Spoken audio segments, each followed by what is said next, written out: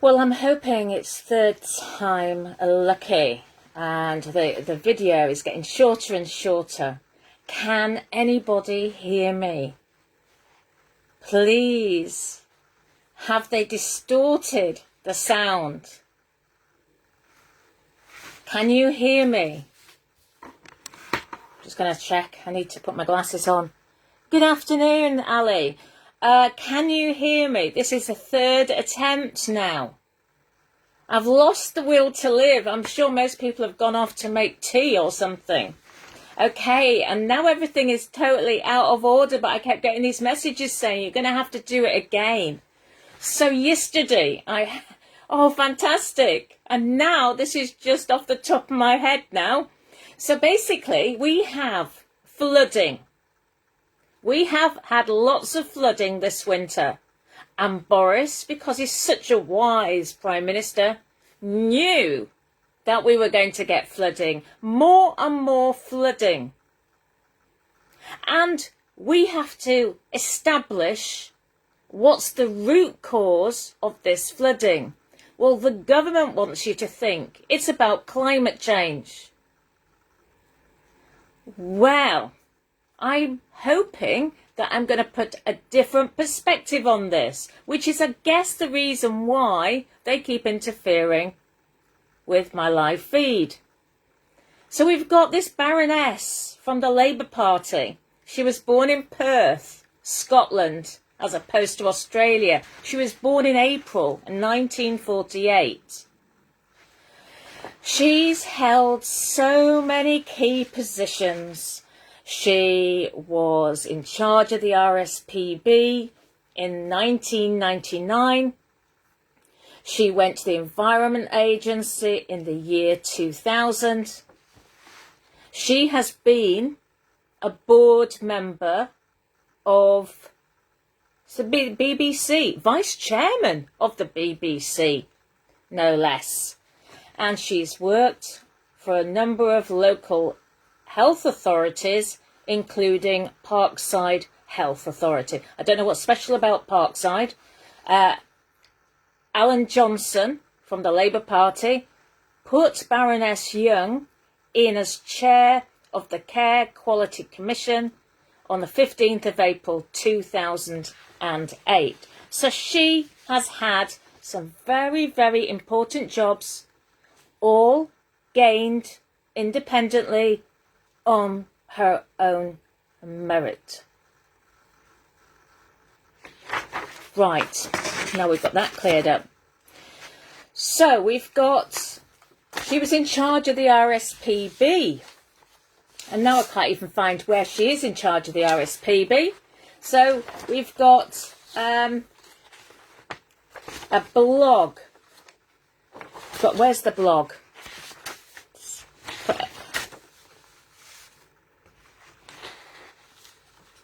Where is she? Where is she? Where is she? Where is she? This is what Somerset looked like in 2014. No man is an island. Clearly, this man lives on an island. And that is going to happen more and more regularly.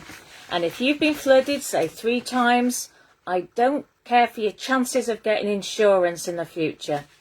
And of course, the insurance companies will know that dredging has not been taking place. So why would they keep covering you for something, for this climate change catastrophe? Okay, so she's now currently chair of the Woodland Trust, and we're going to go on to the Woodland Trust in a minute. And she joined the Woodland Trust in January 2016. But this bit about this RSPB, when she was in charge, they had this funding arrangement through the EU. And basically they put in €2 million for funding loss of biodiversity. And this was, the driver was the RSPB. And it just so happened that Barbara Young, the Baroness, was in charge at the time that this money came in. Then, so basically what their plan was to reclaim land that had been drained.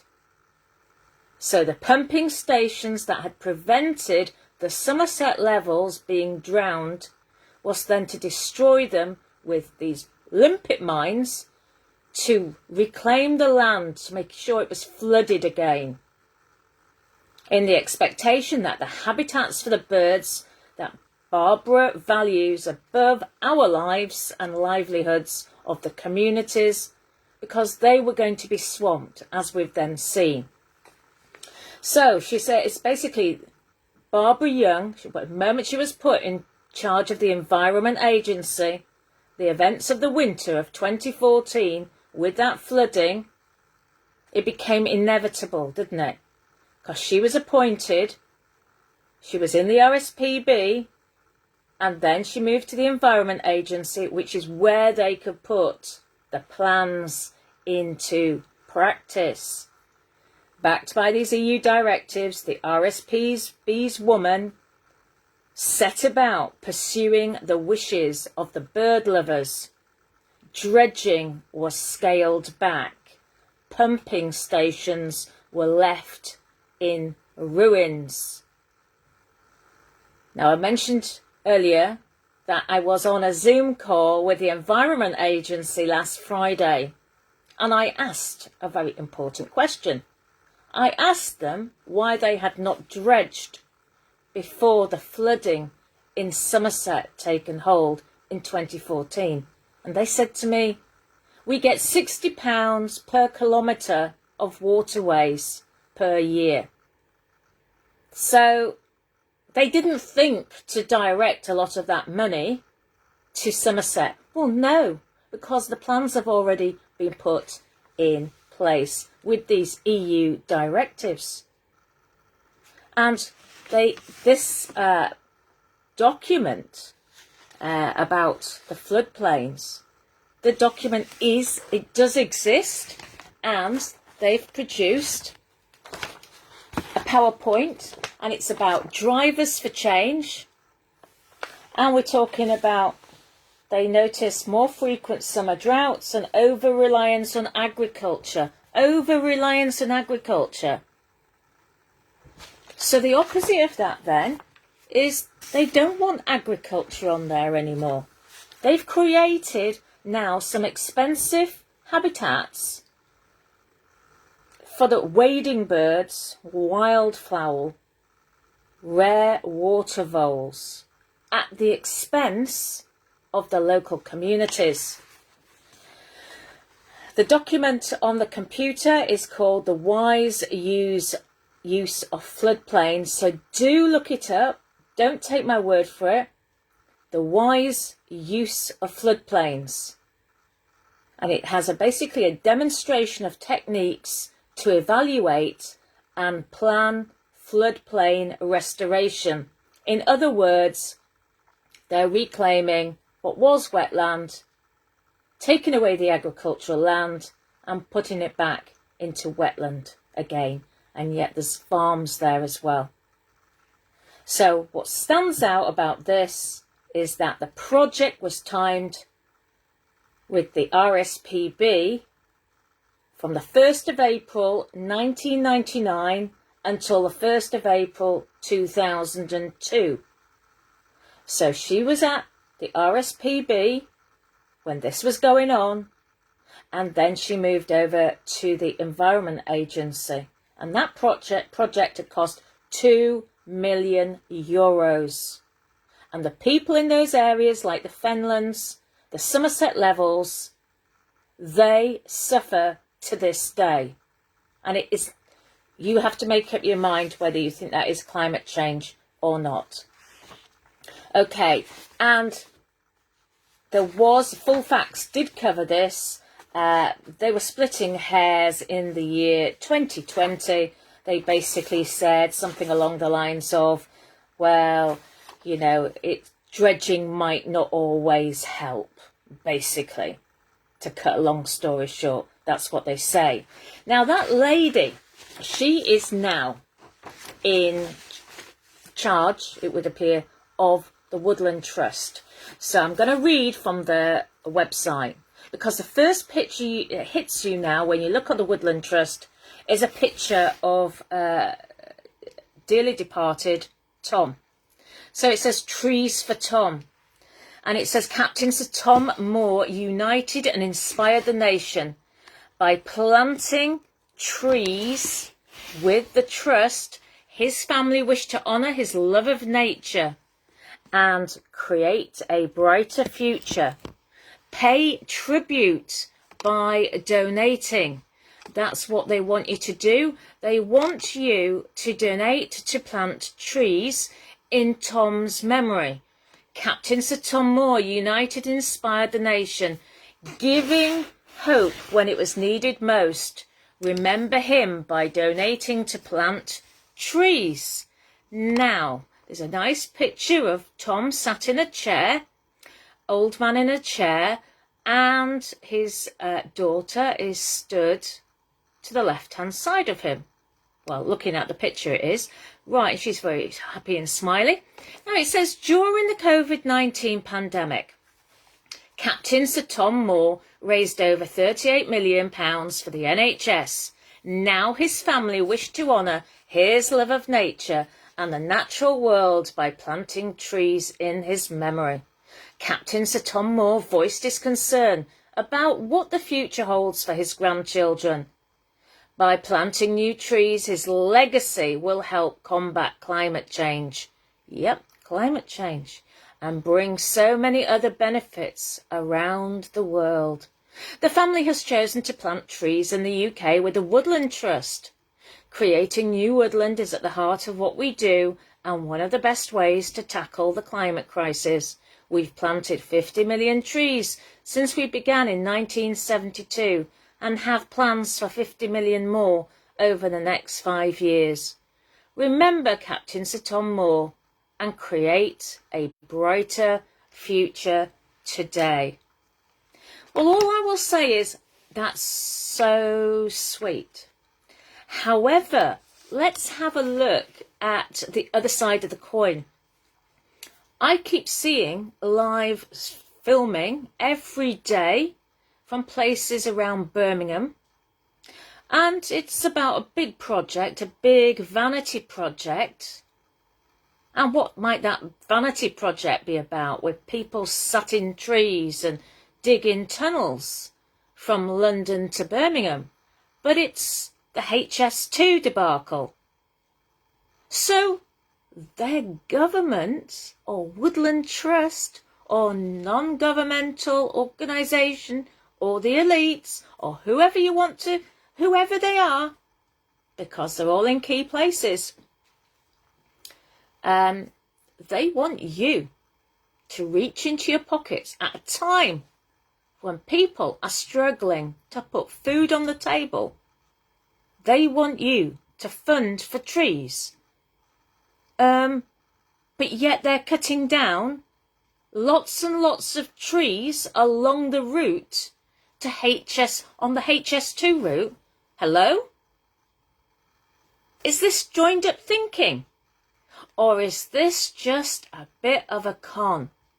And remember what's happening about the cemeteries along that route. The exhumations of people's bodies. Has permission been granted?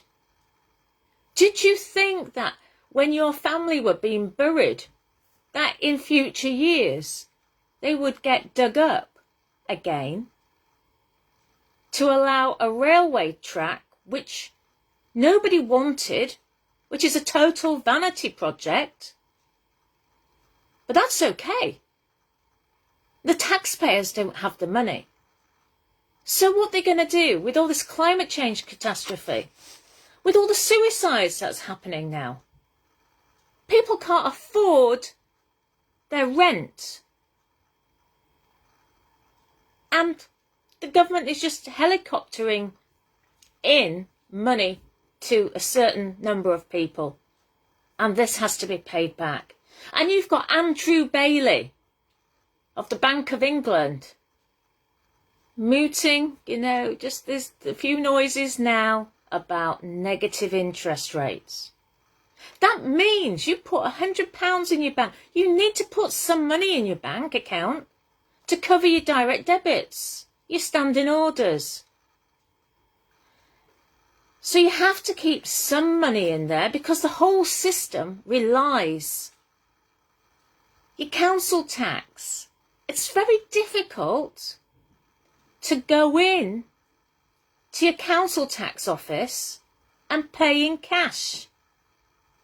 So people have these standing orders and direct debits, and they're going to take money from negative interest rates, which means that you will have a gradual erosion of your capital. And things are only going to get worse when the government starts bringing in all the extra taxes for the climate change. See, what I'm talking about is this has happened for years and years. This is the EU to a certain extent. It's done its job. So people say, oh yeah, we've left. Now hang on. We're complying with these directives. All these directives are now in force. And they're impinging on people's lives. So planting trees for the Woodland Trust. Why isn't the government doing that? If they're taking trees down in London, wrecking squares and wrecking habitats all the way, they didn't care about the bats on the HS2 path, did they? But they seem to be concerned about wild fowl on the Somerset levels. The idea now, if people can't see it, this government and previous governments, the plan is to destroy Great Britain, the holder of God's covenant. That's what it's about. And if this is the last video I ever do on Facebook, telling the truth, that is the truth. Please just back this up. This is the truth. This is the third video I've done on a similar subject because of the interference. And I hope to goodness this gets out to the people. Vaccines are one aspect, but as you can see, there are lots of other aspects to the government's agenda. Stealth wealth taxes. Okay, please do share this video and have a good evening. Goodbye for now.